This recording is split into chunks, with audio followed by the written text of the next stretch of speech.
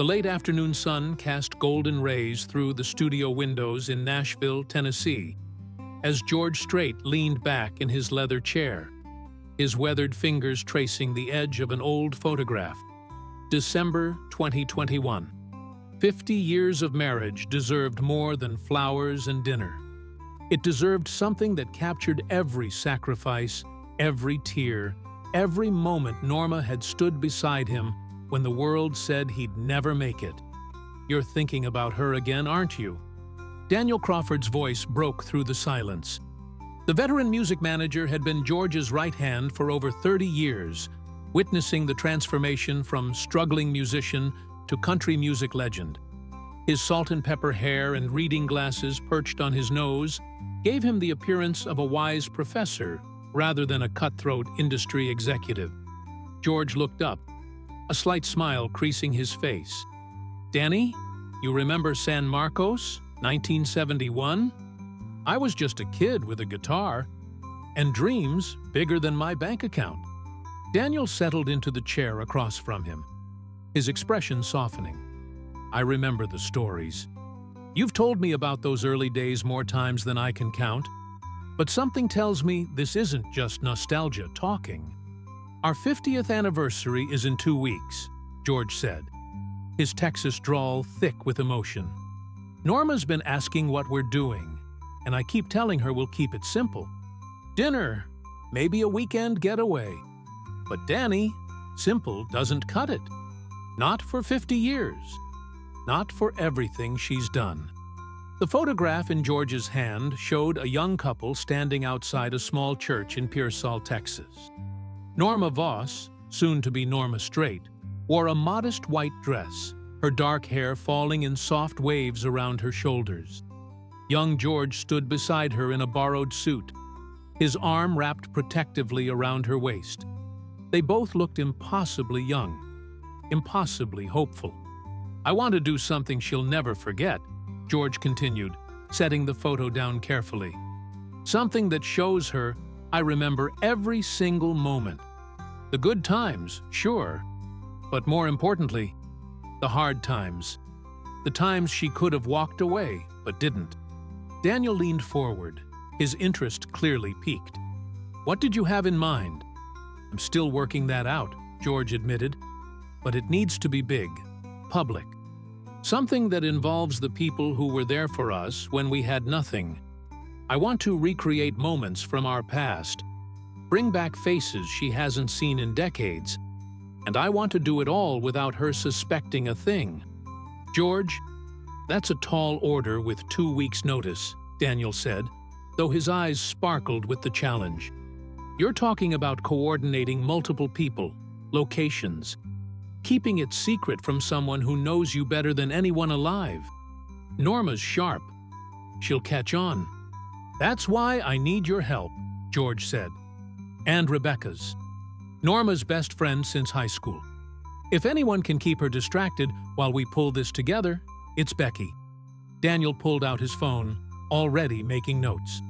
"All right, let's start from the beginning. What are the key moments you want to highlight?"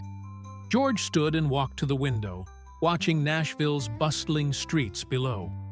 Music City had been good to him, but his heart had always remained in Texas, in those small towns where he'd learned what real life meant.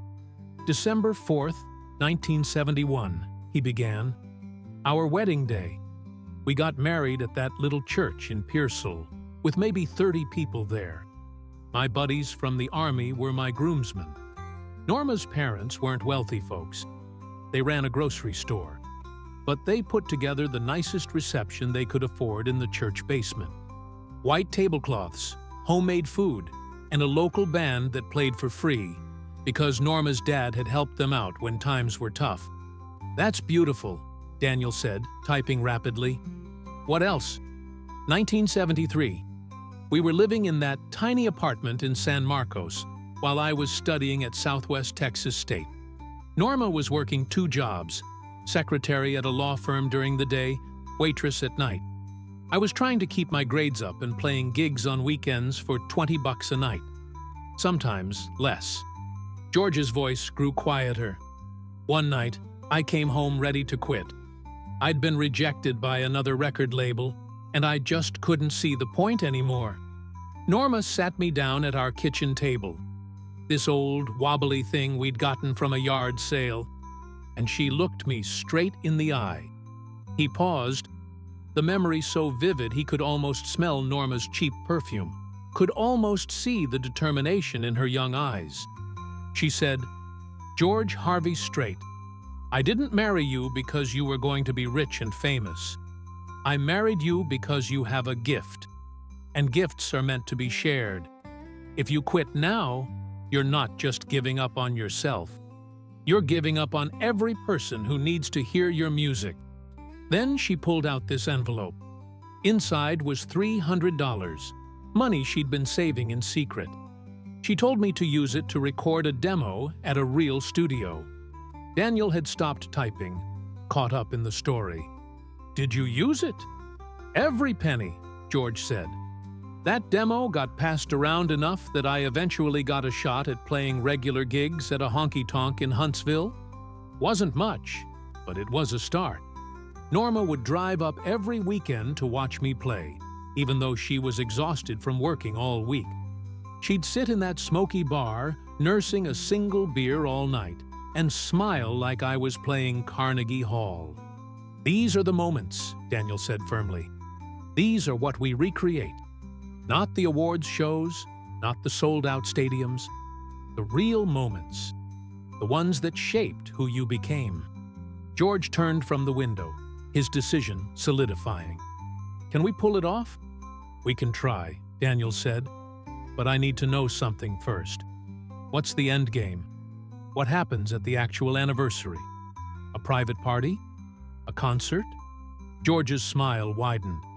"A concert. Not one of my regular shows. Something intimate. I want to invite everyone who was part of our journey. The guys from my first band, Ace in the Hole. The owners of the bars where I played for Peanuts. Norma's old friends from Pearsall. I want to recreate that church basement reception, right down to the homemade food and the white tablecloths." "And the music?" Daniel asked. "I'll perform, but not my hits.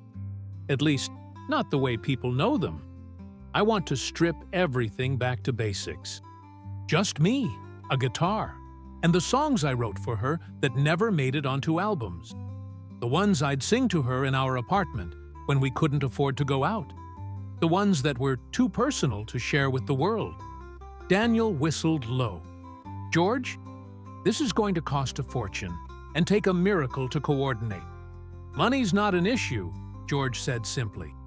"And as for miracles, well, I've been on the receiving end of enough of them. Figure it's time I created one for Norma." The two men spent the next 3 hours mapping out a plan. They would need to contact people George hadn't spoken to in decades, secure a venue that matched the intimacy of their early days, and most challenging of all, keep Norma completely in the dark while gathering information about their past. "We need Rebecca Anderson on board immediately," Daniel said, looking at his extensive notes. "She's the key to keeping Norma distracted." "What's their relationship like these days?" "Solid," George replied. "Becky lives in Houston now. She's a high school principal. Been married twice, has 3 kids.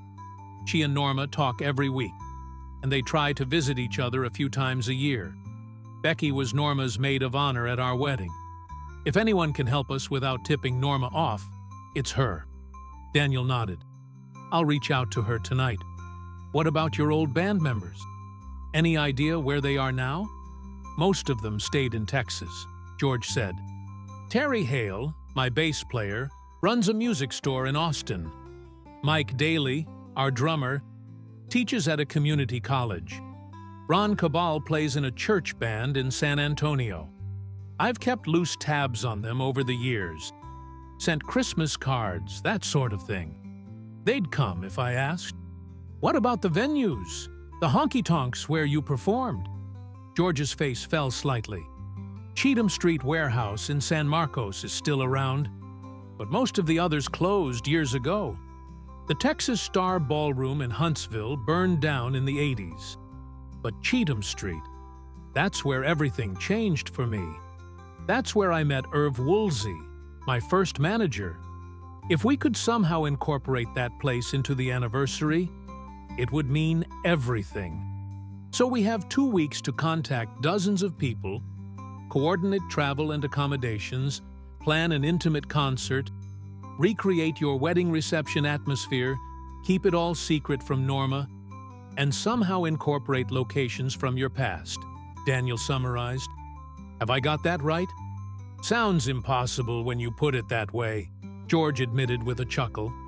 Impossible is what we do best, Daniel replied, standing and extending his hand. Let's make this happen, George.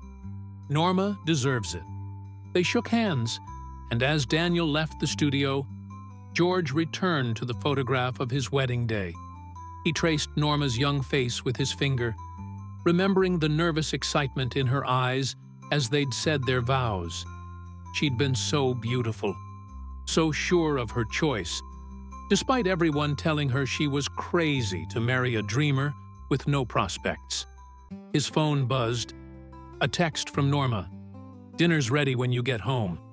Made your favorite, chicken fried steak. Love you, cowboy. George smiled. After 50 years, she still called him Cowboy, a nickname from their high school days when he'd worn boots and a Stetson more out of necessity than style. He typed back, On my way. Love you more than words can say. As he drove through Nashville's evening traffic toward their home in the suburbs, George's mind wandered back to Texas, to those early years when success seemed impossibly far away. He thought about the tiny apartment, the second-hand furniture, the nights when dinner was beans and rice because that's all they could afford. He thought about Norma's unwavering faith, her quiet strength, her ability to find joy in the smallest things. The house was warm and smelled like home cooking when he arrived. Norma stood at the stove, her dark hair now streaked with silver, her face showing the beautiful lines of a life well lived. She turned when she heard the door, and her smile was the same one that had captured his heart over 50 years ago. There's my cowboy, she said, wiping her hands on her apron. You look like you've been up to something. That's your scheming face. George laughed, pulling her into his arms. Can't a man just be happy to see his wife? After 50 years, I know all your faces, Norma replied, her eyes twinkling. But I'll let you keep your secrets. For now. They ate dinner together, talking about their day, their children, their grandchildren. Norma mentioned that Rebecca had called earlier, wanting to plan a girls' weekend before the anniversary. George filed that information away. Daniel must have already reached out to her. You don't mind if I go, do you? Norma asked. I know the anniversary is coming up, but Becky seemed really insistent about this weekend being open. You should go, George said quickly. Too quickly. Norma's eyebrow raised slightly, but she didn't press. You deserve time with your best friend. We've got the rest of our lives for anniversaries. After dinner, as they sat on the porch watching the sun set, Norma rested her head on George's shoulder. Do you ever think about how different our lives could have been? She asked softly. All the time, George admitted. If you hadn't believed in me, if you hadn't pushed me to keep going, if you'd chosen the safe route, instead of the crazy kid with a guitar. I never saw it as a choice, Norma said. Loving you was as natural as breathing. Still is. George pulled her closer, knowing that in 2 weeks, he would show her just how much those words meant to him. He would give her a gift that no amount of money could buy, the acknowledgement that every success, every achievement, every moment of his career had been built on the foundation of her love. As stars began to appear in the darkening sky, George silently renewed the promise he'd made 50 years ago in that small church in Pearsall, to love her, honor her, and cherish her, for better or worse, for richer or poorer, in sickness and in health. He'd kept that promise, but now it was time to celebrate it in a way that would make the whole world understand what Norma Strait meant to George Strait. The planning had begun, and there was no turning back. Rebecca Anderson stared at her phone in disbelief. George Strait, the George Strait, had just sent her a detailed email outlining the most romantic gesture she'd ever heard of. And he needed her help. She sat in her office at Westbury High School in Houston, surrounded by stacks of student files and college recommendation letters. At 58, Rebecca had seen a lot in her life. 2 divorces, 3 children, countless students who'd passed through her doors. But this request from George was something else entirely. Her phone rang. Daniel Crawford's number. "I'm assuming you got George's email," Daniel said without preamble. "I did," Rebecca replied, still processing. "Danny, this is incredible, but it's also insane. How are we supposed to coordinate all of this without Norma finding out? That woman has a 6th sense when it comes to George." "That's where you come in," Daniel said. "George mentioned you were planning a girls' weekend with Norma?" "I called her this morning," Rebecca confirmed. "Told her I desperately needed to get away and wanted her company. She bought it, but barely. I think she suspects something's up with the anniversary." "Perfect. We need that weekend to scout locations, meet with vendors, and coordinate with the old band members. George wants to recreate specific moments from their past, and we need Norma far away while we gather information." Rebecca grabbed a notepad. "Walk me through what you need from me." For the next hour, Daniel outlined the plan. They needed photographs from Norma's collection, particularly from their early years. They needed stories, detailed accounts of moments that George might not remember perfectly. They needed names and contact information for people from their past. Old neighbors, co-workers from Norma's waitressing days, members of their church in Pearsall. "This is like planning a wedding and a surprise party combined," Rebecca muttered. "In 2 weeks?" "Welcome to my world," Daniel replied dryly.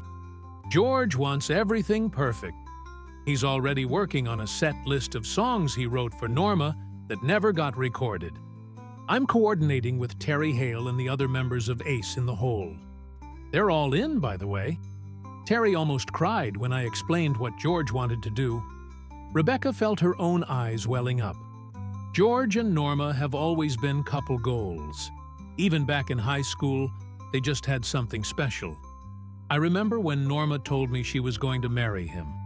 We were 17, sitting in her bedroom, and she said she'd found the person she wanted to spend her whole life with. I thought she was crazy. "Were you at their wedding?" "Maid of honor," Rebecca said.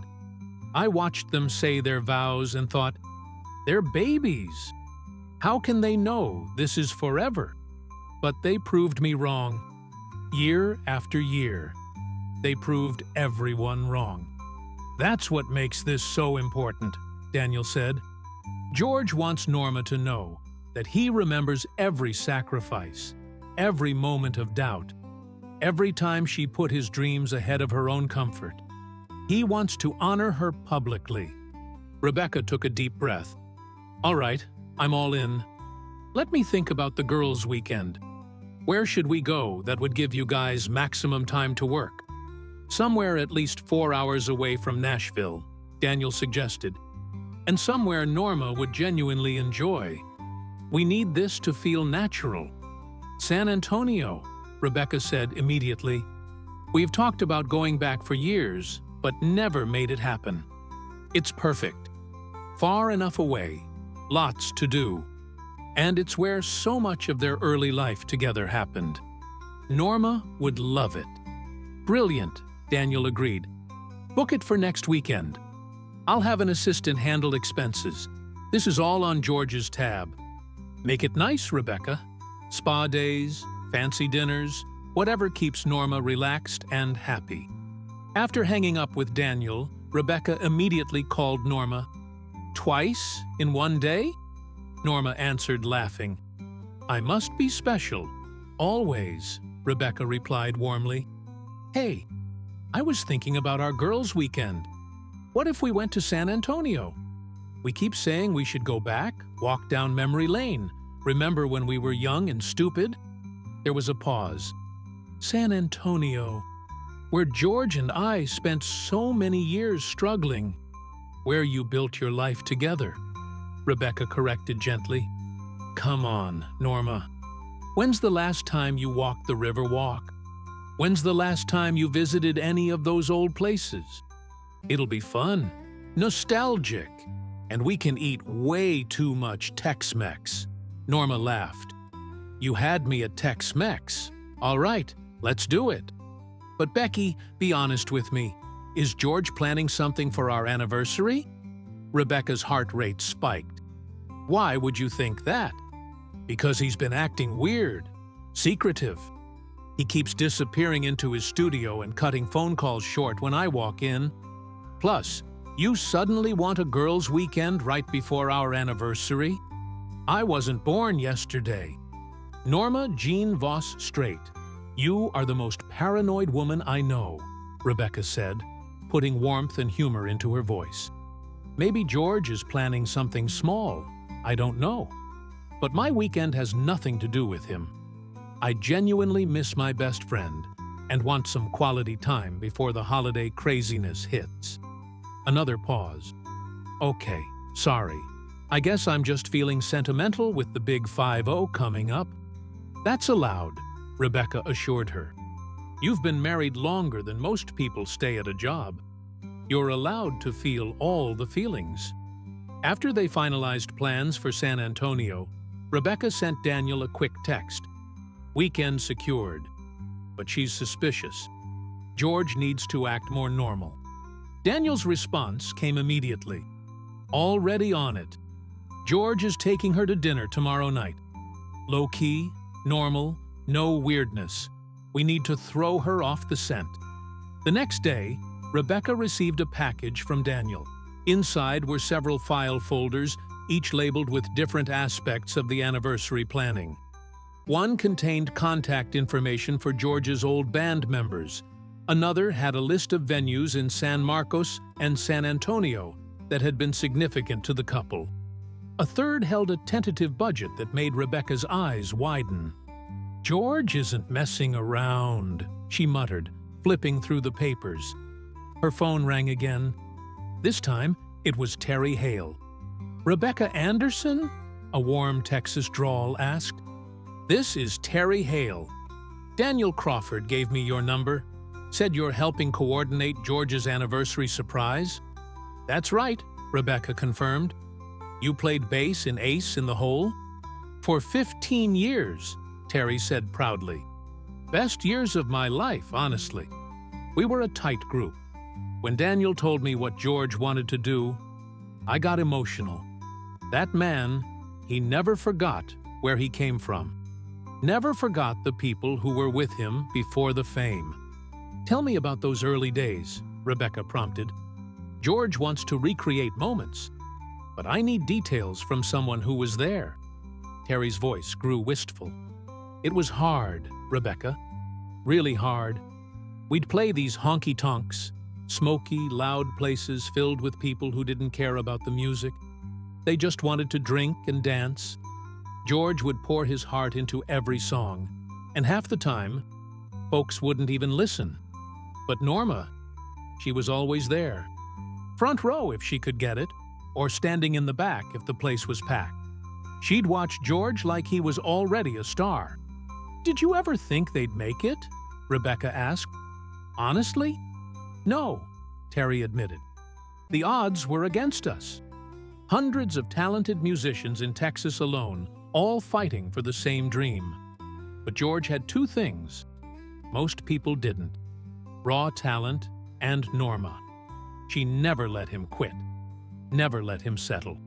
There were nights we'd finish a gig at 2 in the morning, make $50 to split 4 ways, and George would come off stage defeated. Norma would be waiting, and she'd say something, I never knew what. but he'd walk taller afterward. "That's beautiful," Rebecca said softly. "It was," Terry agreed.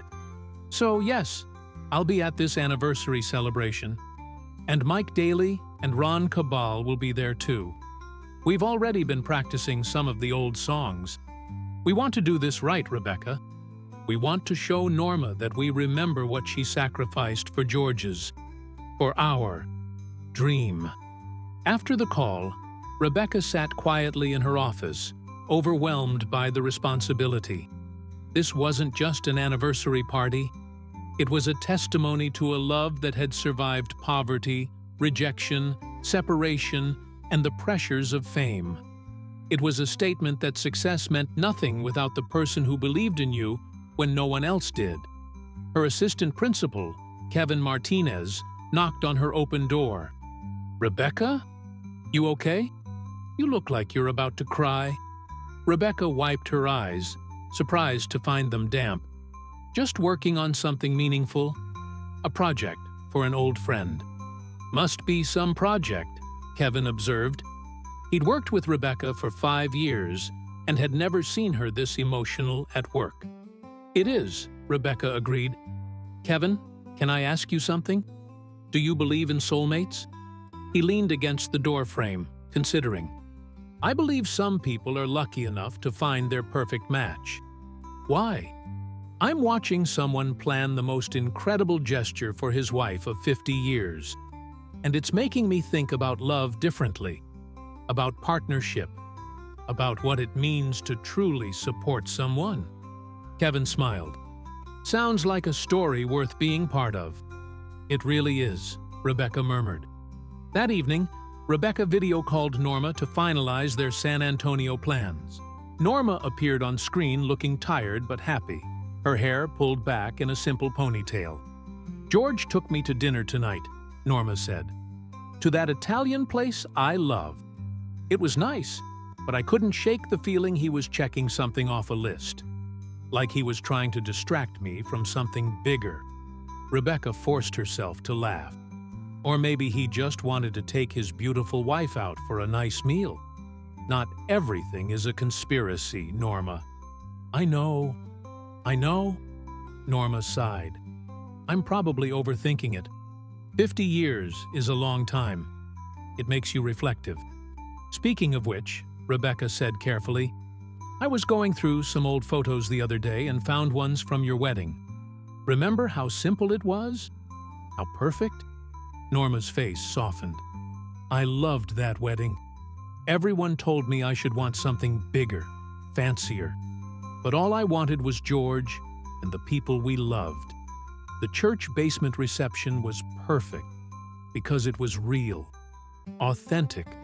"What was going through your head when you walked down that aisle?" Rebecca asked, mentally noting every detail for George. "Terror," Norma laughed. "Complete terror. Not about marrying George, I was absolutely certain about that. But about everything else. We had nothing, Becky. George was in school with no job prospects. I was working as a secretary making barely enough to cover rent. Everyone thought we were crazy. But when I saw George standing at that altar, looking at me like I was the only person in the world, all the fear just melted away." "He still looks at you that way," Rebecca said softly. "I've seen it. After all these years, all the success, you're still the only person in his world that matters." "Don't make me cry before dinner," Norma warned, her voice thick. "George is making his famous chili, and I need to keep it together." After they hung up, Rebecca immediately called Daniel and relayed everything Norma had said.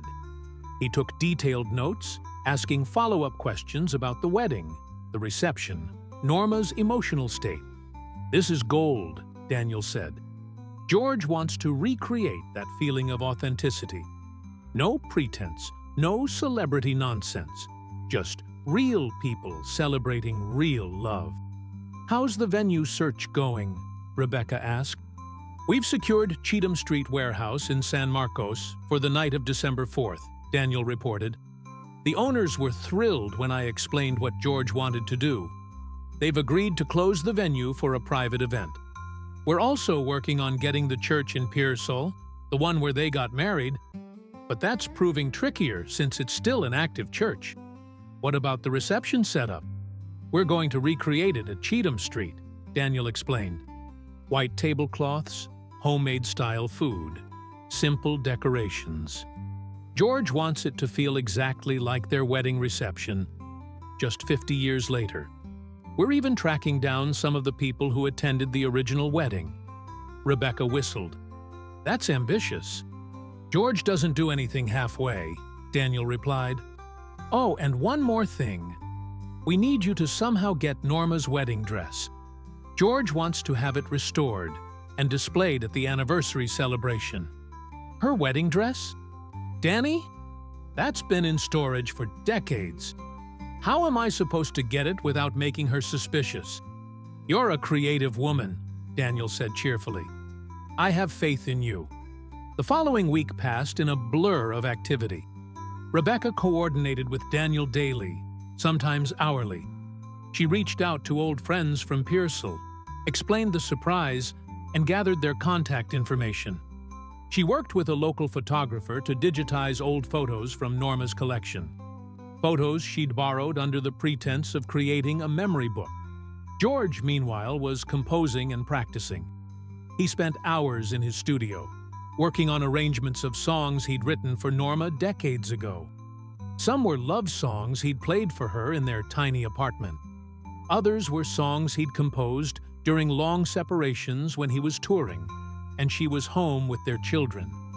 Terry, Mike, and Ron drove to Nashville midweek to rehearse with George.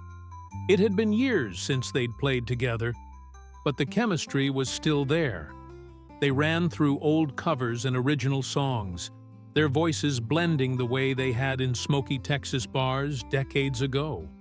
It's like no time has passed, Mike said during a break, shaking his head in wonder. I'm 68 years old, my joints ache, and I can barely stay awake past 10 o'clock. But when we play together, I feel 25 again. That's the power of music, George said, tuning his guitar, and the power of shared history. You guys were there when I had nothing. You believed in the music even when no one was listening. Norma's going to lose it when she sees us all together again, Ron predicted. She used to bring us sandwiches during rehearsal, remember? We'd be practicing in George's garage, and Norma would show up with food she'd made, even though she was exhausted from working 2 jobs. George's hands stilled on the guitar strings. I never forgot that. Any of it. That's why this anniversary has to be perfect.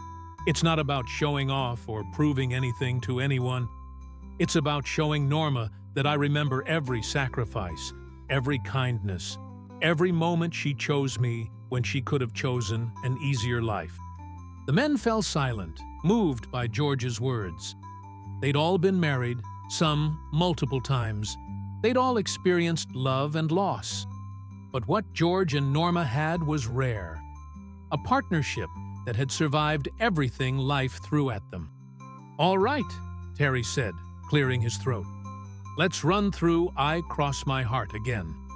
But the original version, the one you wrote for her before it became a hit. As they played, Rebecca was in Houston, executing the most delicate part of her mission, retrieving Norma's wedding dress.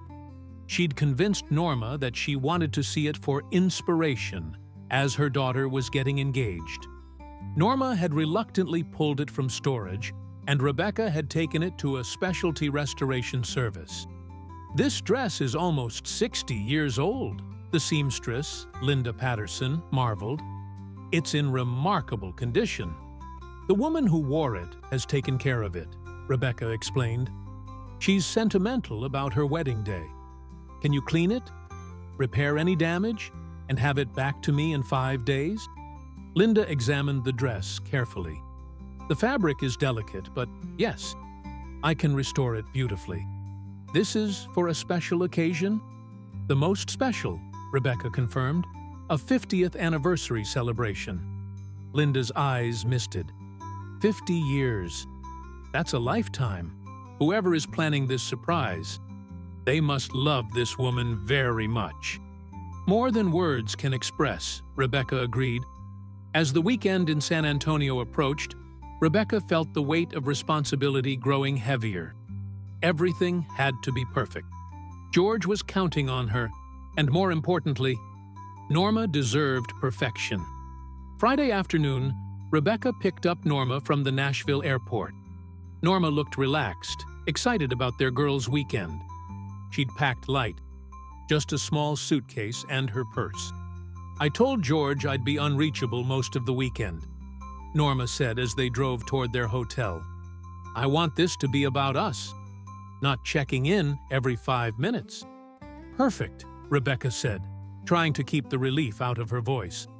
Norma being unreachable would make coordination with Daniel much easier. They checked into the Mocara Hotel and Spa on the River Walk. Rebecca had spared no expense. The suite had a stunning view of the San Antonio River and the historic downtown area. Norma gasped when she saw it. "Becky, this must have cost a fortune." "You're worth it," Rebecca said simply. "Besides, when's the last time we treated ourselves like this?" That evening, they had dinner at a Mexican restaurant Norma remembered from her 20s. The owner was the grandson of the original owner. And when Norma mentioned she'd eaten there as a young bride, he brought out a bottle of premium tequila and toasted to enduring love. "To 50 years, the owner, Carlos Mendoza, said, "May we all be so fortunate." As they walked along the river walk afterward, Norma grew quiet. Rebecca linked arms with her, waiting. "I've been thinking a lot about the early years," Norma finally said. "Before the success, before the money and the fame. Sometimes I miss the simplicity. Just George and me, figuring out life together." "You can't get those years back," Rebecca said gently, "but you can appreciate how they shaped you. The struggles made your relationship stronger." "Do you think George is happy?" Norma asked suddenly. "Really happy?" Rebecca stopped walking and turned to face her friend. "Norma, that man looks at you like you hung the moon. After 50 years, he's still in love with you. Maybe even more so because now he fully understands what you gave up for him." Norma's eyes filled with tears. "I didn't give up anything. I chose the life I wanted. But sometimes I wonder if he knows that. If he understands that I'd do it all again in a heartbeat." "Trust me," Rebecca said, thinking about the elaborate surprise being prepared. "He knows." They spent Saturday getting spa treatments, shopping, and visiting old haunts. Rebecca subtly steered them toward places that held significance.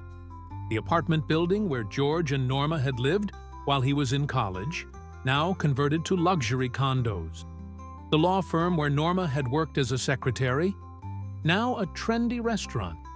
The bar where George had played some of his earliest gigs, miraculously still in operation. At each location, Rebecca asked questions, gathered stories, took mental notes. Norma reminisced freely, unaware that every detail was being cataloged for the anniversary surprise. Sunday afternoon, as they prepared to fly back to Nashville, Norma hugged Rebecca tightly. "Thank you for this weekend.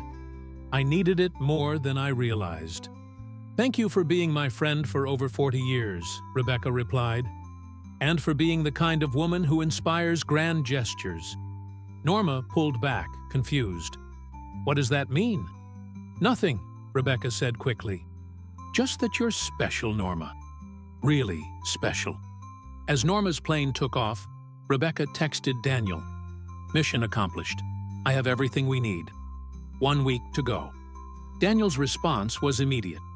"George is ready. This is going to be the anniversary celebration of the century." Rebecca looked out at the San Antonio skyline, thinking about young George and Norma navigating these streets decades ago. They'd been so young, so hopeful, so in love. 50 years later, that love hadn't dimmed. It had deepened, matured, grown stronger through trials and triumphs. She couldn't wait to see Norma's face when she realized what George had planned. Some love stories deserved to be celebrated, and this was definitely one of them. Daniel Crawford stood in the middle of Cheatham Street warehouse, surveying the controlled chaos around him. 5 days until George and Norma's anniversary, and there were still a million details to finalize. The venue looked nothing like the polished concert hall it would need to become. Right now, it was filled with equipment, decorations, and people running in various directions. "Table arrangements go along the east wall," he shouted to a group of workers. "We need it to mirror the original church basement setup. Rebecca sent photos. Use those as reference." Jennifer Cole, the event coordinator Daniel had hired, approached with a tablet and a stressed expression. At 35, she'd coordinated celebrity weddings, charity galas, and award shows. But this event, she'd confessed to Daniel yesterday, felt more important than all of those combined. "We have a problem with the catering," Jennifer said. "The company that agreed to make the homemade-style food just backed out. Something about a double booking." Daniel closed his eyes and counted to 10. "How is that possible? We had a contract. They're willing to pay the penalty, but that doesn't help us," Jennifer replied. "We need someone who can prepare food for 200 people that tastes like it was made by church ladies in 1971 Texas. Where do we find that on 5 days' notice?" Daniel pulled out his phone and dialed Rebecca. She answered on the first ring. "Please tell me you have good news," she said. "I need a favor," Daniel replied. "A big one. We just lost our caterer. Do you know anyone in Pearsall who might be able to help? Ideally, people who were at George and Norma's original wedding?" There was a pause. "Actually, I might. Let me make some calls." 2 hours later, Rebecca called back, triumphant. "I reached out to the Pearsall community. The church ladies who cooked for the original wedding. Well, some of them are still around. And their daughters. They've agreed to prepare the food as a gift to George and Norma. Traditional Texas dishes made the old-fashioned way." Daniel felt relief wash over him. "Rebecca, you're a miracle worker." "I have my moments," she said lightly. "But Danny, we have another issue. Norma's getting suspicious again. Yesterday, she asked me point-blank if I knew what George was planning. I deflected, but I'm not sure she believed me. George needs to spend time with her," Daniel said. "Real, quality time that doesn't involve the anniversary planning. Can you suggest something?" "Already on it," Rebecca confirmed. "I told Norma that George seemed stressed and maybe they should have a quiet night at home. Just the two of them. No phones, no distractions." She loved the idea. Meanwhile, in Nashville, George was in his studio working on the set list. He'd narrowed down the songs to 12, a mix of deep cuts, songs he'd written specifically for Norma, and reimagined versions of his hits. But he was struggling with the opening number. Terry knocked on the studio door and entered without waiting for an answer. They'd been friends too long to stand on ceremony. "You've been staring at that paper for 20 minutes, Terry observed. "What's got you stuck?" George looked up, his expression troubled. "The opening song. It sets the tone for everything. It needs to immediately tell Norma what this night is about. But I can't figure out which song does that best." Terry sat down, picking up a spare guitar. "What were the first words you ever said to Norma?" George smiled at the memory. "We were in geometry class, sophomore year of high school. I was terrible at math, and she was brilliant. I asked if she could help me understand angles, and she said, 'I can try, but you might be a hopeless case.' Then she smiled, and I knew I was in trouble. What did you say back?" "I told her I'd be worth the effort." Terry strummed a few chords thoughtfully. "What if the opening song isn't one of your songs? What if it's the song that was playing the first time you danced together?" George's eyes widened. "The prom, junior year. We danced to Unchained Melody. She wore this blue dress, and I stepped on her feet at least 3 times. But she just laughed and kept dancing. "There's your opener," Terry said. A stripped-down version of Unchained Melody, performed by Ace in the Hole. It takes everyone back to the beginning, before the fame, before the struggles. Just 2 kids falling in love. George grabbed his phone and called Daniel. "We've got the opener. Unchained Melody. Classic version, nothing fancy." "Perfect," Daniel agreed. "That's exactly the tone we want. Listen, we have another guest confirmed. Irv Woolsey." George's breath caught. Irv Woolsey had been his first real manager, the man who'd taken a chance on him at Cheatham Street Warehouse. Irv had guided his early career, helped him navigate the music industry, and become a trusted friend. "He's coming?" George asked, emotion thick in his voice. "Confirmed yesterday," Daniel said. "He wants to say a few words during the celebration. About what it was like managing you in those early days, and how Norma was the silent partner in your success." George had to sit down. The magnitude of what he was creating, the people being brought together, the memories being honored, suddenly overwhelmed him. "George? You still there?" Daniel's voice came through the phone. "Yeah," George managed. "I'm just realizing how many people's lives Norma touched. She wasn't just supporting me. She was supporting everyone around me. The band members, the managers, the crew. She made everyone feel valued. That's what makes her special," Daniel agreed. "And that's why this celebration is going to mean so much. It's not just you honoring her. It's everyone honoring her." That evening, George took Norma's advice and cleared his schedule. No calls, no meetings, no planning. Just the 2 of them, making dinner together in their kitchen like they had for decades. Norma made her famous meatloaf, while George prepared mashed potatoes and green beans. They moved around each other with the easy familiarity of 50 years, anticipating needs without speaking, sharing small touches and smiles. "This is nice," Norma said as they sat down to eat. "Lately, it feels like we've both been so busy. I miss this. Just us." "I've been preoccupied with work," George admitted, which was technically true. "But you're right. We need to make more time for quiet moments." They ate slowly, talking about everything and nothing. Their children, George Jr. and Jennifer, and how proud they were of the adults they'd become. Their grandchildren and the upcoming holidays. Plans for the ranch in Texas that they'd bought years ago as a retreat from the craziness of Nashville. "Do you ever wish we'd stayed in Texas?" Norma asked. "Never come to Nashville? Never chase the big dream?" George considered carefully. "Sometimes I think about the simpler life we could have had. But then I remember that the music isn't separate from who I am. It's part of me, and you understood that from the beginning. You never asked me to choose between you and the music because you knew the music was part of the package." "I never regretted it," Norma said softly.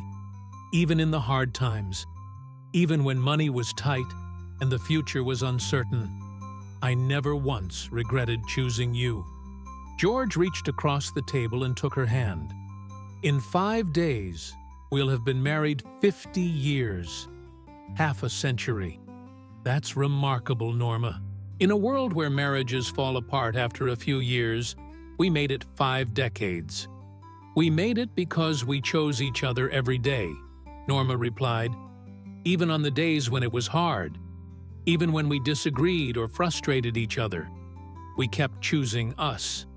Later that night, lying in bed with Norma asleep beside him, George thought about the anniversary celebration. Every detail was falling into place. The venue was being transformed. The guests were confirmed. The menu was planned. The music was rehearsed. But the most important element was right here beside him.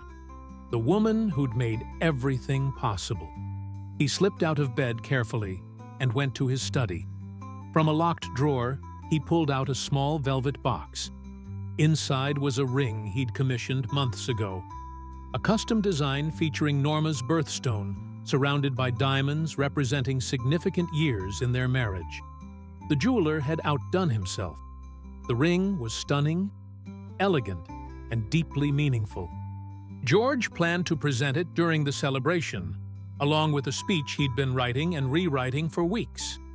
He wanted to find the perfect words to express 50 years of gratitude, love, and admiration.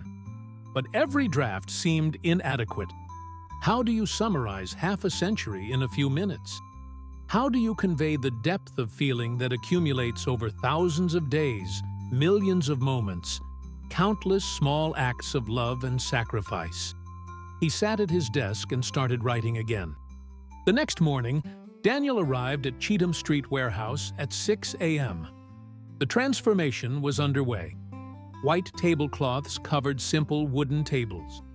Strings of soft lights crisscrossed the ceiling.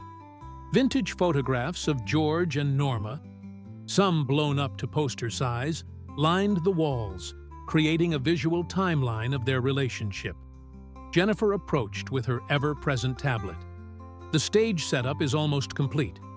The sound check is scheduled for tomorrow. The florist will arrive Thursday with simple arrangements. Wildflowers and baby's breath, just like the original wedding. "What about the video presentation?" Daniel asked. "Finished and loaded," Jennifer confirmed. 20 minutes of photos and home videos set to music. "I watched it yesterday and cried 3 times. "Good," Daniel said. "That's the emotion we want. This isn't a slick, professional production. It's raw, honest, and from the heart." His phone rang. "Rebecca." "We have one more potential problem," she said without preamble. One of Norma's oldest friends from Pearsall, Martha Brennan, was supposed to fly in for the celebration. "She just called me. She's in the hospital with pneumonia and can't travel." Daniel's mind raced. "Can we video conference her in?" "I already suggested that. She's too sick, but her daughter, Patricia Brennan, wants to come in her place and bring a letter Martha wrote to Norma. It's apparently quite emotional." "Make it happen," Daniel instructed. "Every piece matters. Every person, every story, every connection. That's what makes this special." Throughout the day, people streamed into San Marcos. Former band members, old friends from Pearsall, people who'd known George and Norma in their struggling years. Many hadn't seen each other in decades. Reunions happened in hotels, restaurants, and street corners. Ron Cabal, the former guitarist, met up with Lawrence Henderson, who'd been a bartender at one of the honky-tonks where Ace in the Hole played regularly. They'd lost touch 30 years ago. But thanks to Daniel's detective work, Lawrence had been located and invited. "I remember you guys," Lawrence said, shaking Ron's hand firmly. "You'd play Friday and Saturday nights, and George would give everything he had even when only 10 people were in the bar. His wife, Norma, she'd help me clean up after closing. Never complained, just pitched in like it was the most natural thing in the world." "That's Norma," Ron agreed. "She's always been that way. Humble, kind, never acting like she was too good for anything." These stories, dozens of them, were being collected by Jennifer and her team. They would be woven into the celebration, creating a tapestry of memories that honored not just George and Norma's relationship, but the community that had supported them. Wednesday evening, George gathered with Terry, Mike, and Ron for a final rehearsal. They ran through the entire set list twice, making small adjustments to tempo and arrangement. The music was tight, professional, but still retained the raw energy of their early days. "I want to add something," George said during a break. "A spoken introduction before we start playing. Something that explains what this night is about." "What did you have in mind?" Mike asked. George pulled out his phone and read from his notes. 50 years ago, a young woman made the bravest decision of her life. She chose to marry a dreamer with no money. no prospects, and no guarantee of success. Over the next 5 decades, she worked multiple jobs to support us. She raised our children while I was on the road. She believed in me when record labels said I wasn't good enough. She celebrated every success and softened every failure. Tonight isn't about me. It's about her. It's about Norma. The room fell silent. Terry wiped his eyes. Mike stared at the floor. Ron nodded slowly. "That's perfect," Terry finally said. "Don't change a word." Thursday was a flurry of last-minute preparations. The church ladies from Pearsall arrived with coolers full of prepared food that just needed to be heated and served. The floral arrangements were delivered. Simple wild flowers that perfectly captured the modest elegance of the original wedding. The photographer and videographer did final equipment checks. Daniel walked through the venue one last time, checking every detail. The tables were arranged exactly like the church basement 50 years ago. The stage was set with vintage equipment that matched what Ace in the Hole had used in their early days. The lighting was soft and warm, creating an intimate atmosphere despite the large space. "It's perfect," Jennifer said, standing beside him. "George should be proud." "He'll be terrified," Daniel corrected with a smile. "This is the biggest performance of his life, and it has nothing to do with his music career. It's about his heart." That evening, George called Norma from the studio where he'd supposedly been working all day. "Tomorrow's our anniversary," he said softly. 50 years, Norma." "I know," she replied. "I've been thinking about you all day. About us. About everything we've been through together." "I have a surprise for you tomorrow night," George admitted. "I know I said we'd keep it simple, but I couldn't. Not for 50 years. I hope that's okay." Norma laughed, the sound warming George's heart. "I knew you were planning something. Rebecca's been acting strange for weeks. I'm assuming she's involved." "She might have helped a little," George conceded. "Should I be nervous?" Norma asked. "No," George assured her. "Just be ready to remember, to feel, to celebrate us and everyone who's been part of our journey." George Harvey Strait, "What have you done?" "You'll find out tomorrow," he promised. "I love you, Norma, more than I've ever been able to properly express. I love you too, cowboy. Tomorrow and every day after." After they hung up, George sat in the quiet studio, feeling the weight of 5 decades of love and partnership. Tomorrow, he would publicly honor the woman who'd made everything possible. Tomorrow, Norma would finally understand how deeply, completely, and eternally grateful he was for her sacrifice, her faith, and her unwavering love. Tomorrow, he would give her the gift of knowing she was seen, appreciated, and cherished beyond measure. Tomorrow couldn't come soon enough. December 4th, 2021. The morning sun streamed through the windows of George and Norma's Nashville home, marking exactly 50 years since they'd stood in that small church in Pearsall and promised forever to each other. George woke before Norma, as he often did, and watched her sleep, a habit he'd never outgrown in 5 decades. Her face was peaceful, framed by silver hair that had once been dark and lustrous. The lines around her eyes and mouth told stories of laughter, worry, tears, and joy. She was 71 years old, and to George, she was still the most beautiful woman he'd ever seen. Norma stirred, her eyes opening slowly. When she saw George watching her, she smiled. "Good morning, husband." "Good morning, wife," he replied, kissing her forehead. "Happy anniversary." 50 years, Norma murmured, stretching. "When we were kids saying our vows, 50 years seemed like an eternity. Now it feels like it passed in a blink." They spent a leisurely morning together. George made breakfast, scrambled eggs, bacon and toast, nothing fancy but made with love. They ate on the porch despite the December chill, wrapped in blankets, watching birds gather at the feeders Norma maintained year-round. "So," Norma said casually, sipping her coffee, "when is this mystery surprise happening?" "Tonight," George confirmed. "I need you to be ready by 5 o'clock. Wear something nice but comfortable, not too formal." Norma raised an eyebrow. "Are you going to give me any hints?" "Where would be the fun in that?" George teased, though his heart was racing. In a few hours, months of planning would culminate in what he hoped would be the most meaningful night of their lives.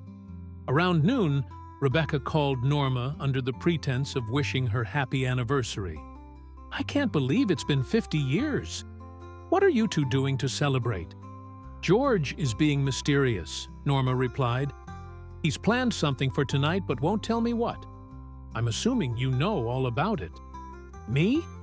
I'm just an innocent bystander," Rebecca lied smoothly. "But whatever he's planned, I'm sure it'll be wonderful. George loves you more than anyone I've ever known." After lunch, George excused himself to run errands, which was partially true. He needed to drive to San Marcos to oversee final preparations and do a sound check.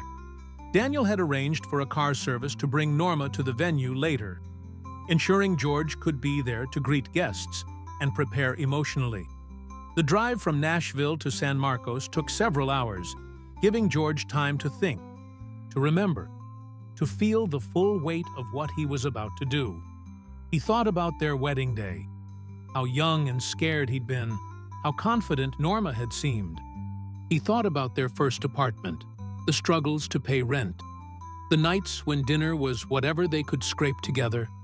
He remembered the birth of their children, the pride and terror of becoming a father.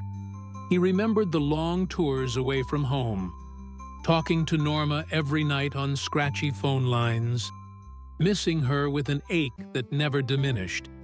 He remembered the first time one of his songs hit the charts, how Norma had cried with joy, not for the success, but because his dream was finally becoming reality. By the time George pulled up to Cheatham Street warehouse, his emotions were raw and close to the surface. Daniel met him at the door, taking one look at George's face and pulling him into a hug. "You okay, brother?" Daniel asked quietly.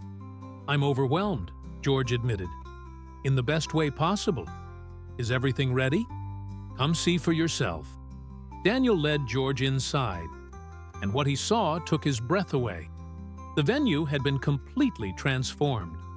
White tablecloths covered round tables arranged exactly like the church basement reception. Wildflowers in simple mason jars served as centerpieces. Strings of warm lights created a soft glow. And on the walls, dozens of photographs chronicling their 50 years together. George walked slowly through the space, stopping at each photo. There was one from their high school graduation, both of them grinning with their whole futures ahead. Another from their wedding day, looking impossibly young and happy. Photos of their children as babies, as toddlers, as graduates themselves. Pictures from early performances, George on stage with Ace in the hole, while Norma watched from the audience. "These are our lives," George whispered. "Every moment, every memory." "That's the point," Daniel said. "Tonight isn't just about celebrating an anniversary. It's about honoring a journey. Yours and hers, together." The stage was set with vintage equipment. George's guitar, his very first guitar, which Norma had bought him as a wedding present, sat on a stand at center stage. Microphones were positioned for the full band. Everything looked perfect. People began arriving around 3 o'clock. Terry, Mike, and Ron came first, dressed in matching Western shirts like they'd worn in their honky-tonk days. They did a quick sound check, running through the first few songs to make sure levels were right. Then the guests started flowing in. Old friends from Pearsall, people George and Norma hadn't seen in decades. Former neighbors from San Marcos who remembered the struggling young couple. Bartenders and club owners who'd given Ace in the hole their early chances. Irv Woolsey arrived, now in his 80s, but still sharp and energetic. "George," Irv said, embracing him warmly, "this is something special, son. Really special." "I couldn't have done any of it without you, Irv," George replied. "You took a chance on me when no one else would." "I took a chance on your talent," Irv corrected. "But Norma, she took a chance on you as a person. She bet her whole life on you. That's a different kind of faith." The church ladies from Pearsall arrived with the food, and the smells of home-cooked Texas cuisine filled the air. Chicken fried steak, mashed potatoes, green beans, cornbread, peach cobbler. All the dishes that had been served at their wedding reception 50 years ago. Rebecca arrived at 4:30, looking elegant in a navy dress. She found George backstage, pacing nervously. "She has no idea," Rebecca assured him. "I called her an hour ago, and she thinks you're taking her to a nice restaurant in Nashville. The car service is picking her up at 5. "What if she doesn't like it?" George asked, his confidence wavering. "What if it's too much?" Rebecca grabbed his shoulders and looked him straight in the eye. "George Strait, I have known Norma for over 50 years. I watched her work herself to exhaustion to support your dreams. I saw her raise your children alone while you were on tour. I heard her defend you to people who said you'd never make it. This woman has spent half a century putting you first. Tonight, you're putting her first. She's going to love every second of it." George nodded, taking a deep breath. "Thank you, Becky, for everything. I couldn't have pulled this off without you." "That's what friends are for," she replied, hugging him tightly. "Now, pull yourself together. Your wife will be here in 45 minutes, and you need to be ready." At 5 o'clock sharp, a black car pulled up outside Cheatham Street warehouse. Norma sat in the back seat, confused. They were in San Marcos, not Nashville. This wasn't a restaurant. It was the venue where George had played so many early shows. "I think there's been a mistake," Norma told the driver. "No mistake, ma'am," he replied with a smile. "This is exactly where Mr. Strait wanted you." The door to the venue opened, and George stepped out. He wore the same style of Western shirt he'd worn at their wedding. Not the actual shirt, which no longer fit, but an exact replica that Rebecca had commissioned. His boots were polished, his jeans pressed, his trademark cowboy hat in place. "George," Norma said, stepping out of the car. "What's going on?" He took her hand, his eyes shining with emotion. "Norma Jean Voss Strait, 50 years ago today, you became my wife. You promised to stand by me for better or worse, richer or poorer, in sickness and health. Tonight, I want to show you that I remember every promise, every sacrifice, every moment you chose me when you could have chosen easier." Norma's eyes widened as understanding began to dawn. "What have you done?" "Come inside and see," George said softly, leading her toward the door. The moment they stepped inside, the gathered crowd erupted in applause. 200 people. Friends, family, former bandmates, old neighbors, church members from Pearsall, all standing and clapping for Norma. She stood frozen, her hand over her mouth, tears streaming down her face. She recognized faces she hadn't seen in decades. Martha Brennan's daughter Patricia was there, holding an envelope. The church ladies who'd cooked for their wedding were there, now elderly, but beaming with joy. Terry, Mike, and Ron stood near the stage, grinning. "George," Norma whispered. "How did you—" "With a lot of help," he admitted, gesturing to Rebecca, who was wiping her own eyes. "And a lot of love. Tonight isn't about me, Norma. It's about you. It's about thanking you for 50 years of unwavering support, unconditional love, and unshakable faith." Daniel appeared with a microphone. "Ladies and gentlemen, please take your seats. Dinner will be served shortly." And then we have a very special program planned. George led Norma to a table at the front, positioned so she could see everything. As people settled into their seats, servers began bringing out the food, exactly the menu from their wedding reception. Norma looked around in wonder, recognizing the setup, the decorations, the atmosphere. "You recreated our wedding reception," she said, her voice breaking. "Down to every detail. I wanted you to remember how it felt," George explained. "How simple and perfect it was. How it didn't matter that we had no money or uncertain futures. All that mattered was us." During dinner, people came up to their table one by one, sharing memories and stories. Lawrence Henderson, the former bartender, told Norma how she used to help him clean up after Ace in the Hole's shows, never complaining even though she'd already worked 2 jobs that day. "You made everyone feel valued," Lawrence said. "You'd ask about my kids, remember their names, genuinely care about what was happening in our lives. That's rare, Mrs. Strait. Really rare."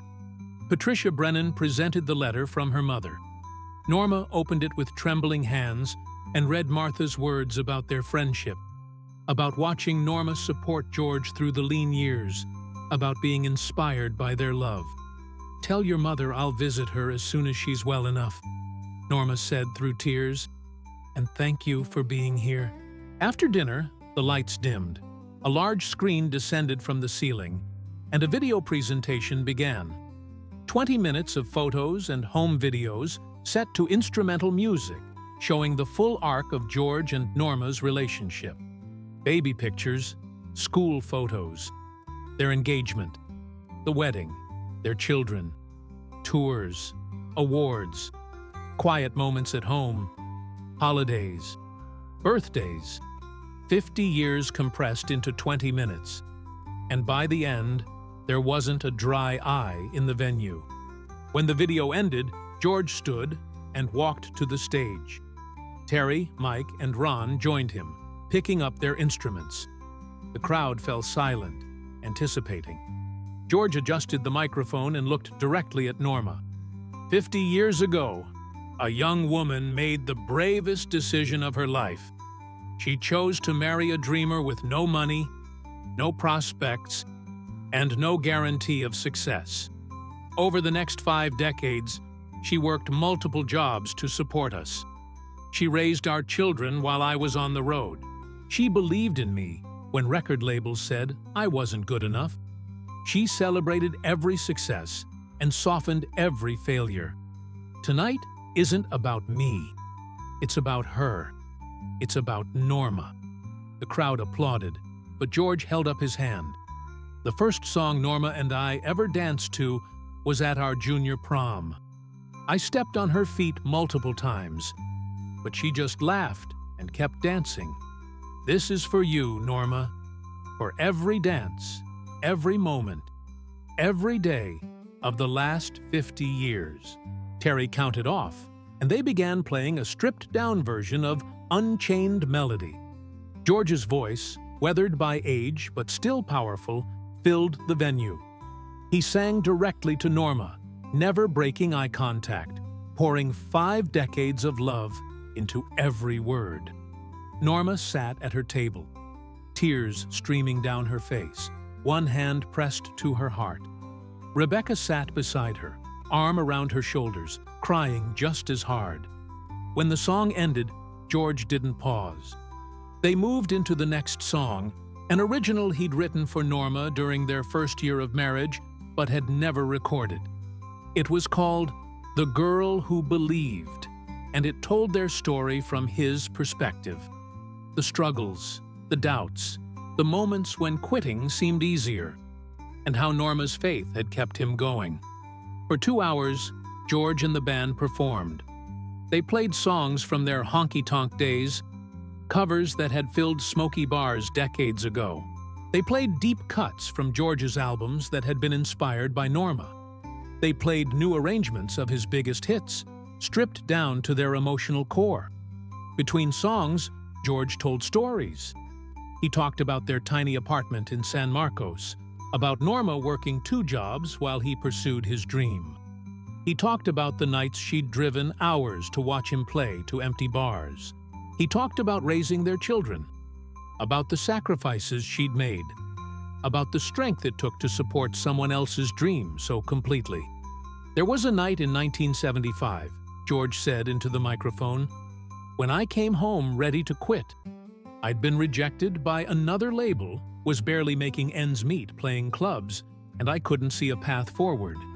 Norma was at our kitchen table, exhausted from working all day, and I told her I was done. I said, maybe it was time to get a real job, give up the music, be practical. He paused, emotion thick in his voice. She looked at me and said, George, your music isn't just something you do. It's who you are. Giving up on music would be giving up on yourself. And I didn't marry someone who gives up. Then she pulled out an envelope with $300 she'd been saving in secret and told me to record a proper demo. Hey, Norma was openly sobbing now, remembering that night, that conversation, that moment when she'd bet everything on him one more time. That demo led to regular gigs in Huntsville, George continued, which led to meeting Irv Woolsey, which led to a record deal, which led to everything that came after. But none of it, not one single moment of success, would have happened without Norma's faith, Norma's sacrifice, and Norma's love. The crowd erupted in applause. Norma stood, and George gestured for her to join him on stage. She hesitated, but Rebecca gently pushed her forward. As Norma walked to the stage, the applause grew louder. George took her hand and pulled her close. I have one more song, he said softly, so only she could hear. One I've never performed publicly. One I wrote just for you. He picked up his guitar, the one she'd bought him as a wedding present, and began to play. The song was called 50 Years of You, and he'd written it specifically for this night. It chronicled their journey in verses, from high school sweethearts to elderly partners, touching on every significant moment, every challenge overcome, every reason he was grateful.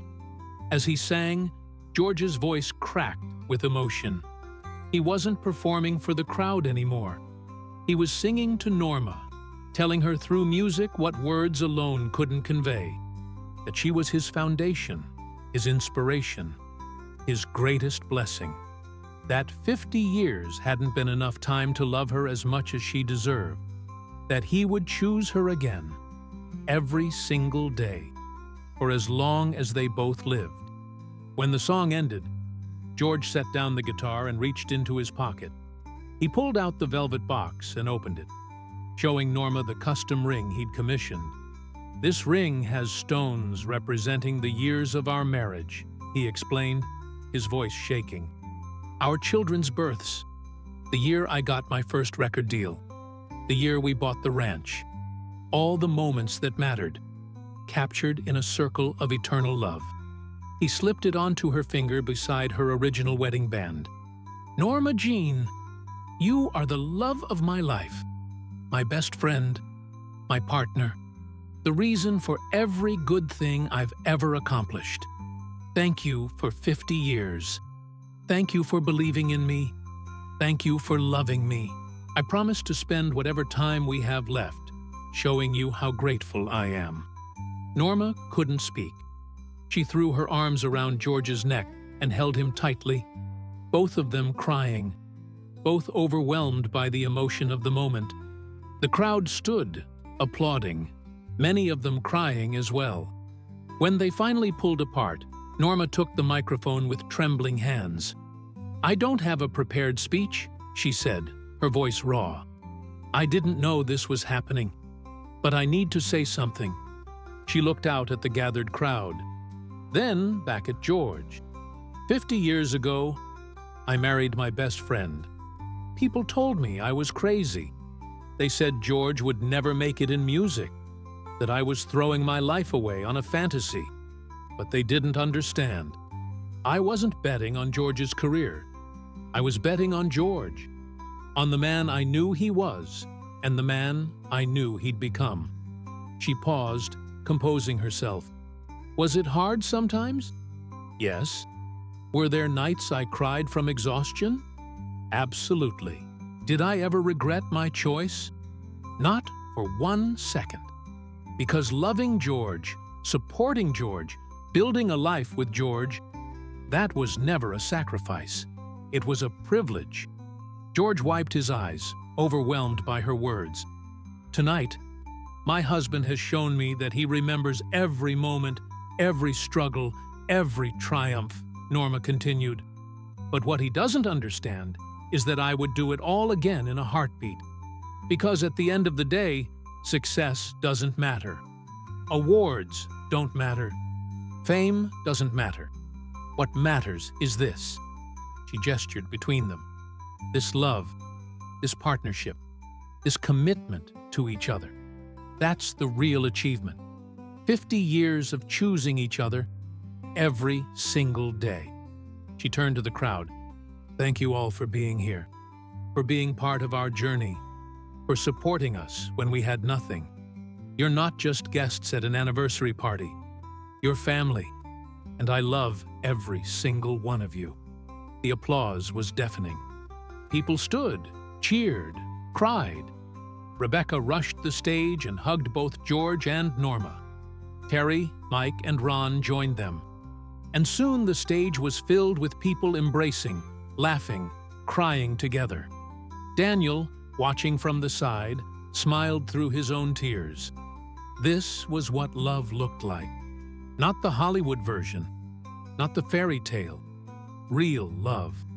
Tested by time, strengthened by struggle, proven through sacrifice.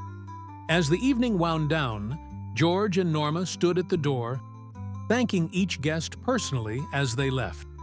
Every person had a story to share, a memory to recount, gratitude to express. The church ladies hugged Norma and told her she'd always been like a daughter to them. Former bandmates thanked George for remembering them, for including them in this special night. Old neighbors reminisced about the young couple who'd lived in that tiny apartment, dreaming big dreams. Finally, only George, Norma, Daniel, and Rebecca remained. The venue was quiet, except for the soft hum of the cleaning crew starting their work. This was perfect, Norma said, leaning against George. More than perfect. I don't have words. You don't need words, George replied, kissing the top of her head. Your love has always spoken louder than any words could. Rebecca hugged them both. I'm going to head out. You two should have some time alone. Becky, Norma said, stopping her. Thank you. I know you were in on this from the beginning. Thank you for helping George create something so beautiful.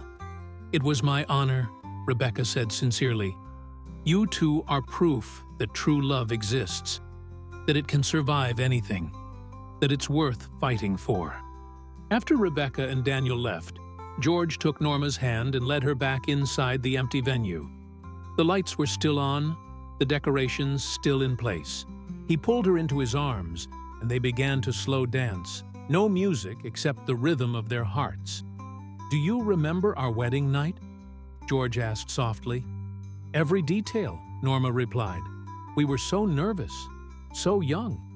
We had no idea what we were doing. But we figured it out, George said.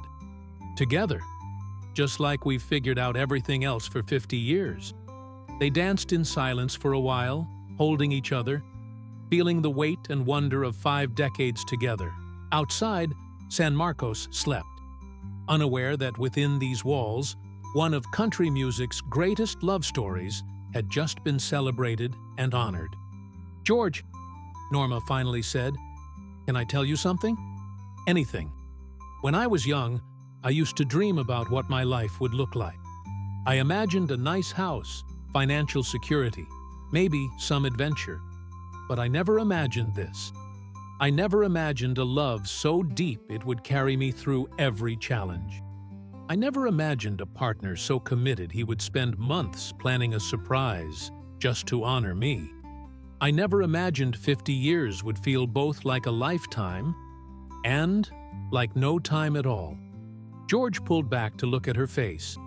"And if you could do it over, knowing everything that would happen, the struggles, the separations, the hard times, I'd choose you," Norma said without hesitation. "Every single time, I'd choose you." They kissed, a kiss that held 50 years of history, of passion, of partnership. When they pulled apart, both were crying again, but they were happy tears, grateful tears, tears of overwhelming love. As they finally prepared to leave, George took one last look around the venue. This place had witnessed the beginning of his career, and tonight it had witnessed something even more important: the celebration of a love that had made everything else possible. Sunlight filtered through the curtains of the hotel suite in San Marcos, where George and Norma had spent the night. They'd been too emotionally exhausted to drive back to Nashville. And besides, George had wanted to give Norma one more morning in the town where so much of their story had unfolded. Norma woke first this time, turning to watch George sleep. His face was peaceful, relaxed in a way she hadn't seen in months. She realized he'd been carrying the weight of planning the surprise, the pressure of keeping it secret, the fear that it might not be perfect. Now that burden was lifted, and he could rest. She slipped out of bed quietly and walked to the window. San Marcos looked different than it had 50 years ago. More developed, more modern, but the essence remained the same. This was where they'd built the foundation of their marriage, where they'd learned to struggle, to sacrifice, to support each other through impossibility. Her phone buzzed with a text from Rebecca. "How are you feeling this morning? Still crying?" Norma smiled and typed back, "Overwhelmed. Happy? Grateful. Did you know George was planning this for months?" "Since last summer," Rebecca confirmed. "He wanted everything perfect. Danny and I spent countless hours coordinating, but seeing your face last night made every moment worth it. I still can't believe he found all those people. Martha's daughter, the church ladies, Terry and the band. Even Lawrence, the bartender from that dive in Huntsville. How did he remember all of them?" "Because you taught him to value people," Rebecca replied. "To remember kindness. To honor the past while building the future. That's your legacy, Norma. Not just in George, but in everyone you've touched." Norma felt fresh tears forming.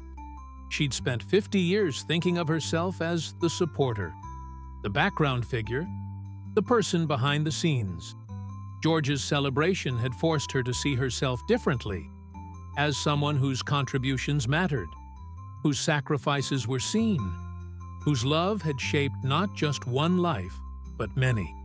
George stirred and opened his eyes, immediately looking for Norma. When he saw her by the window, he smiled. "Morning, beautiful." "Morning, cowboy," she replied, using the nickname that had endured half a century. "How'd you sleep?" "Better than I have in months," George admitted, sitting up. "I was so nervous about last night, terrified you wouldn't like it, or that something would go wrong, or that it would be too much."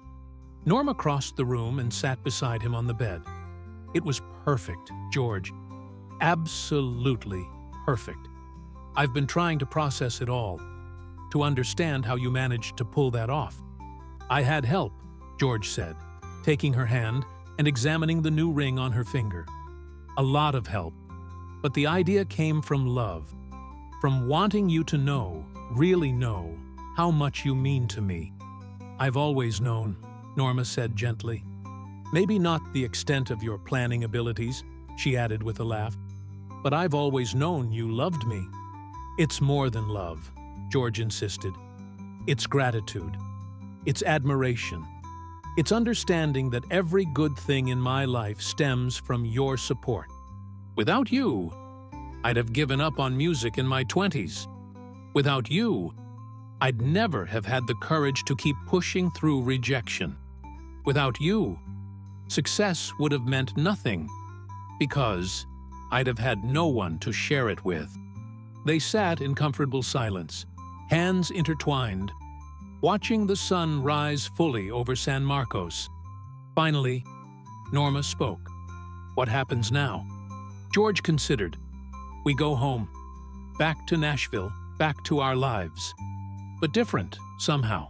Last night wasn't just about celebrating the past. It was about recommitting to the future. However many years we have left, I want to spend them showing you every day how much you matter." "George, you've been showing me for 50 years, Norma protested. "Not enough," he said firmly. "I've been busy with tours, with recording, with the business side of music. I've taken you for granted sometimes, assumed you'd always be there, always be patient. But last night reminded me, we're not young anymore. We don't have unlimited time. Every day is precious." Norma squeezed his hand. "Then, let's not waste today. Show me San Marcos. Show me the places we haven't visited in decades. Let's walk down memory lane while we still can." They spent the morning exploring. They drove past the apartment building where they'd lived while George was in school, now renovated luxury condos, unrecognizable from the modest complex it had been. They visited Southwest Texas State University, now Texas State University, walking the campus where George had studied agriculture while dreaming of music. "I was so torn back then," George recalled as they walked past the building where he'd taken most of his classes. "Part of me wanted to be practical, get a degree, have a backup plan. But another part knew the music was my calling. You were the one who told me I could do both, that pursuing a dream didn't mean abandoning responsibility." They drove to the law firm where Norma had worked as a secretary. The building was now a boutique restaurant, but Norma could still picture the small office, the clacking typewriters, the long days that had funded their struggling household. "I used to eat lunch at my desk," she remembered, "saving money because every dollar counted. My boss, Mr. Reynolds, he was kind. He knew George was trying to make it in music, and he'd let me leave early sometimes when George had a big show. I wonder what happened to him." "He passed away 15 years ago," George said quietly. "I sent flowers to the funeral. I never forgot how he treated you with respect and understanding." Norma looked at him in surprise. "You remembered my boss?" "I remember everyone who was kind to us," George replied. "Everyone who helped us survive those years. They're part of our story, too." They had lunch at a Tex-Mex restaurant, sitting in a corner booth and sharing fajitas like they'd done countless times as young marrieds. The owner recognized George. It was impossible not to after decades of fame, but respected their privacy, only stopping by briefly to congratulate them on their anniversary. "Must be strange," Norma observed, "being recognized everywhere you go." "Sometimes," George admitted, "but it's also a reminder of how blessed we are. People connect with my music because it tells real stories. Our stories. Your sacrifices, our struggles, the authenticity of our relationship. That's what resonates." After lunch, they drove out to the countryside, past fields and ranches that looked much as they had 50 years earlier. George pulled over at a scenic overlook, and they got out, breathing in the Texas air. "I want to spend more time at our ranch," George said suddenly. "I want us to slow down, enjoy the simple things. We've spent so much of our lives working, striving, achieving. Maybe it's time to just be." "I'd like that," Norma agreed.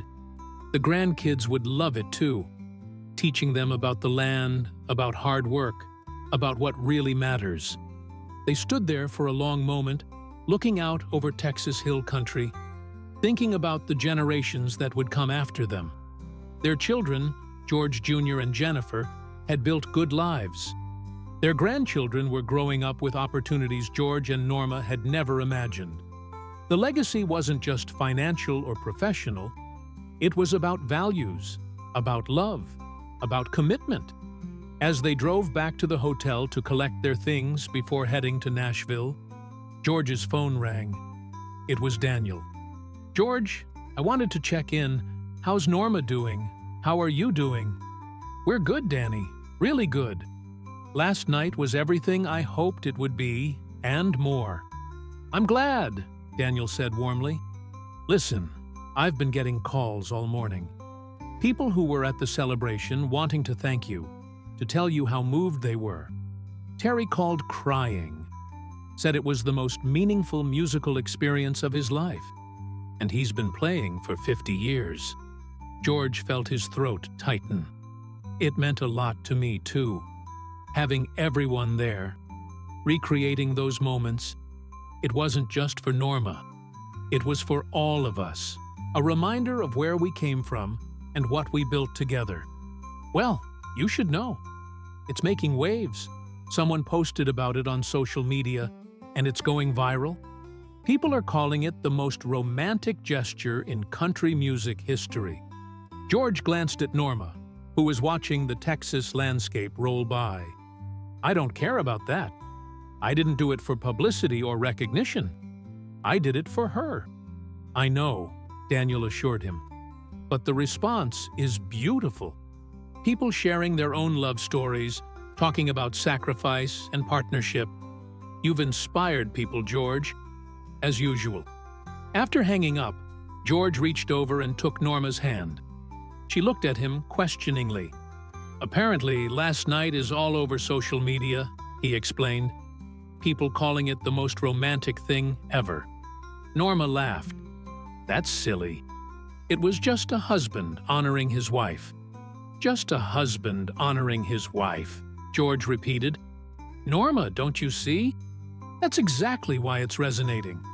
In a world where marriages fall apart over minor disagreements, where commitment seems old-fashioned, we represent something people hunger for. Enduring love, real partnership, choosing each other every day for 50 years.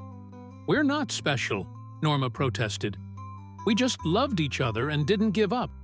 "That's exactly what makes us special," George countered gently. "Not giving up when things got hard. Not walking away when it would have been easier. Choosing love over convenience. Partnership over independence. Us over me. That's rare, Norma. That's worth celebrating." They arrived back in Nashville late that evening. Their house felt welcoming, familiar, home. But something had shifted. The anniversary celebration had reframed their understanding of their own story, had reminded them of the power of their love and the importance of honoring it. Over the following days, messages poured in. Letters from fans who'd heard about the celebration and wanted to share their own stories of enduring love. Calls from friends and family expressing their appreciation for being included or their regret at missing it. The video presentation that Jennifer had created was edited and shared with close friends, each viewing ending in tears and renewed appreciation for partnership. Rebecca visited a week after the anniversary, joining Norma for lunch in Nashville. They sat in a cozy cafe, both nursing coffee and picking at salads. "You know what the best part of all this has been?" Norma asked. Watching George understand the impact of his gesture. He thought it was just about us, but it's become something bigger. A statement that love matters, that partnerships require work, that honoring each other is important. "It's your legacy together," Rebecca agreed. "Not the music, not the awards, not the fame. This, the relationship you've built brick by brick over 50 years. "I got a letter yesterday," Norma said, pulling an envelope from her purse. "From a woman in Iowa. She said she and her husband were on the brink of divorce. But after hearing about George's anniversary surprise, they decided to try harder, to remember why they fell in love in the first place. She thanked me, not George, for being an example of steadfast love." Rebecca saw tears in her friend's eyes. "That's beautiful. It made me realize something," Norma continued. I spent 50 years thinking my role was supporting George, being behind the scenes, not drawing attention to myself. But maybe my role was bigger than that. Maybe by loving George so completely, by choosing him so consistently, I was modeling something important for other women, other wives, other partners. You absolutely were, Rebecca confirmed. I used to watch you during the hard times and think, that's what commitment looks like. When other wives complained about their husbands, you defended George. When other families fell apart under the pressure of fame, you kept yours together. You were always the example, Norma. You just didn't realize it. At home, George was in his studio working on new music. But unlike his usual writing process, this felt different. He was composing songs specifically about partnership, about enduring love, about the quiet heroism of people who support others' dreams at personal cost. One song, titled "The Woman Behind the Man," directly addressed Norma's role in his success. Another, 50 More Years, imagined their future, growing old together, watching grandchildren become parents, continuing to choose each other until the very end. Terry stopped by one afternoon, bringing his bass and proposing a casual jam session. They fell into familiar rhythms, playing songs they'd performed together decades ago. "You know what last month taught me?" Terry said during a break. "That the music mattered, but the people mattered more. We spent years chasing success, but the real achievement was the friendships we built, the loyalty, the shared history." "I've been thinking about that too," George agreed. "About legacy. What do we leave behind? Is it the hit songs, the sold-out shows? Or is it the relationships we've nurtured, the lives we've touched, the example we've set?" "For you and Norma, it's definitely the latter," Terry said firmly. "Your marriage is your greatest hit, George. Everything else is just bonus material." Christmas came, and the Strait house filled with family. George Jr. and Jennifer brought their families, spouses, children, the next generation. The grandchildren marveled at the story of their grandparents' anniversary celebration, asking to see the videos and photos over and over. "Will you love someone for 50 years? 7-year-old Harvey, named after his grandfather, asked George. George picked up his grandson and settled him on his knee. "That's my hope for you, buddy. That you'll find someone who makes your life better, richer, fuller. Someone you want to choose every single day." "Like Grandma?" "Exactly like Grandma," George confirmed, looking across the room at Norma, who was helping their granddaughter bake cookies. Even after 50 years, the sight of her made his heart swell. On New Year's Eve, George and Norma decided to skip the big parties and celebrations. Instead, they sat on their porch, wrapped in blankets against the cold, watching fireworks light up the Nashville sky. "New year, new decade of our marriage," Norma observed. 51 years coming up. Then 52. "How many more do you think we'll get?"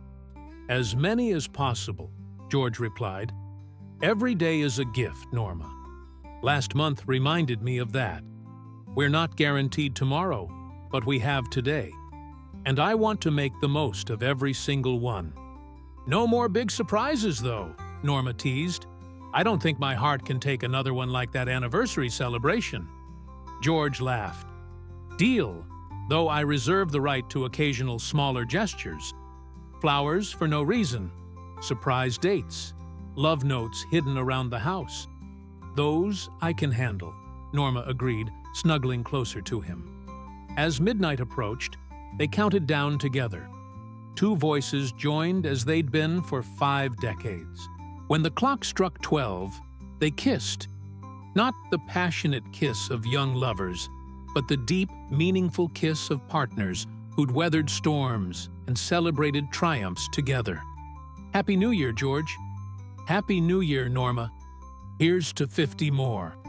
They both knew 50 more years was unlikely, They were in their 70s now, time precious and finite. But the sentiment remained. Whatever time they had left, they would spend it together, choosing each other, honoring each other, loving each other with the same intensity that had carried them through 5 decades. Inside the house, George's phone buzzed with messages. Friends, family, fans, all sending New Year's wishes. But he ignored them all, content to sit in the cold with his wife, watching the sky light up with celebration. Daniel had sent a final message about the anniversary celebration. The restoration service for Norma's wedding dress sent over photos. It looks brand new. What do you want me to do with it? George had responded immediately. Frame it. I want it displayed in our home as a reminder of where we started and how far we've come. The dress now hung in their bedroom, beautifully preserved and framed. A tangible symbol of 2 young people making promises they'd somehow managed to keep. Every morning, George and Norma saw it, remembered their wedding day, and chose each other all over again. Weeks turned into months. Spring came to Nashville, bringing new life and fresh beginnings. George continued performing, but he'd cut back his touring schedule, preferring to spend more time at home, at the ranch, with Norma. The anniversary celebration had shifted his priorities, reminded him that success meant nothing without someone to share it with. One evening in early March, they sat on the porch at their Texas ranch, watching the sunset paint the sky in brilliant colors. The land stretched out before them, acres of Texas hill country that represented stability, legacy, home. You know what I'm grateful for? Norma asked suddenly. Tell me. That we get to grow old together. So many couples don't make it this far. They divorce, or one person dies young, or they just drift apart. But we're here, still together, still in love, still choosing each other. George reached for her hand, running his thumb over the 2 rings she wore.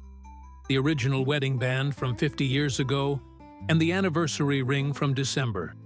We made it because you wouldn't let us fail. Every time I wanted to quit, on music, on dreams, on hope, you were there, pushing me forward. We made it because we both worked at it, Norma corrected. Marriage isn't about one person carrying the load. It's about partnership, about sharing the weight, about being a team. You're right, George acknowledged. And what a team we've been.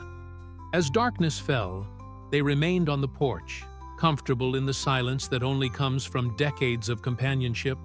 They didn't need to fill every moment with words. Sometimes the silence spoke louder than any conversation could. Later that night, as they prepared for bed, George watched Norma brush her silver hair, performing the same nighttime ritual she'd done for 50 years. She caught him watching in the mirror. What are you looking at? The most beautiful woman I've ever known, George replied honestly, inside and out. You're biased, Norma said with a smile. Absolutely, George agreed, and I've earned that right after 50 years. As they lay in bed, Norma resting her head on George's shoulder, she spoke softly. Thank you for the anniversary celebration, for making me feel seen and valued, for showing me that you remember everything. Thank you for giving me 50 years worth of moments to celebrate, George countered. Thank you for being patient with my dreams. Thank you for raising our children when I was on the road. Thank you for loving me when I wasn't very lovable. Thank you for being you, Norma, exactly as you are. They fell asleep that way, as they had thousands of times before. Together, connected. 2 people who'd somehow managed to keep their promises, honor their vows, and build a love that would endure beyond their lifetimes.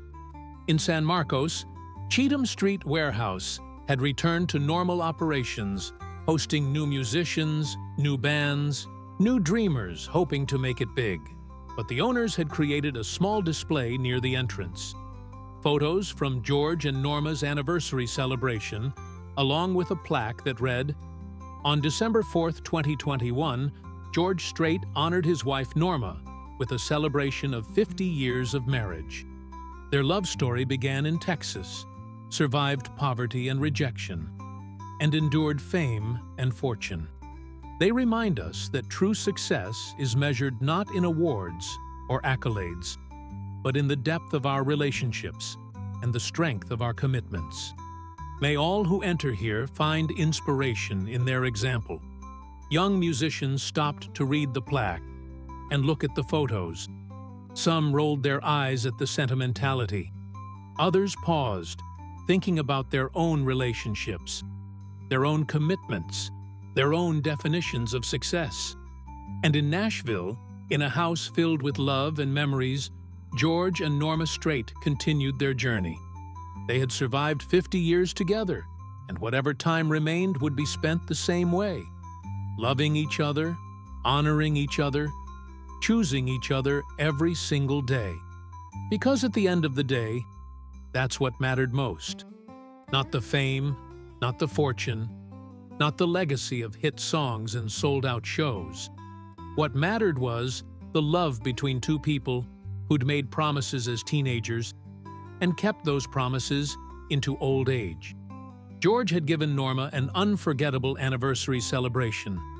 But Norma's gift to George, her unwavering support, unconditional love, and steadfast partnership, had been unfolding for 5 decades. That was the real dedication. That was the real surprise. That was the real love story. And it would endure long after the music faded and the applause stopped. Because true love doesn't need an audience. It only needs 2 people willing to choose each other, honor each other, and cherish each other for 50 years and beyond.